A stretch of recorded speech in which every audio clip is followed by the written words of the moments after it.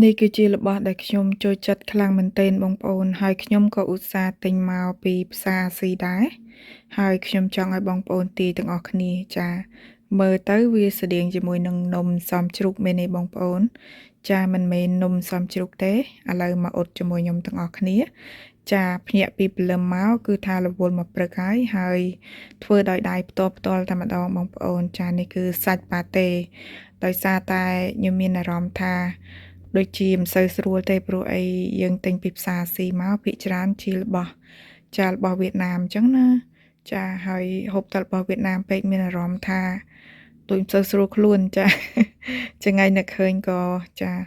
ចង់ធ្វើខ្លួនឯងហូបម្ដងហើយនេះក៏ជាលើកទី1របស់ខ្ញុំដែរហើយ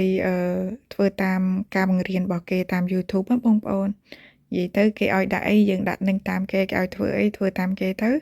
ហើយលទ្ធផលចាក៏ឆ្ងាញ់គួរសមដែរហើយម្យ៉ាងទៀតនៅពេលដែលយើងធ្វើខ្លួនឯងអញ្ចឹងមានអារម្មណ៍ថាមានសុវត្ថិភាពចាញ៉ាំទៅគឺស្និទ្ធល្អហើយសម្រាប់អ្នកនៅក្រៅប្រទេសគឺអត់មានជំរើសទេបងប្អូនអើយ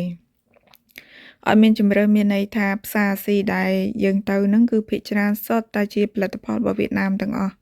យើងអត់មានជំរើសទេចាអញ្ចឹងហើយរៀនធ្វើខ្លួនឯងតាមតែអាចធ្វើទៅបាន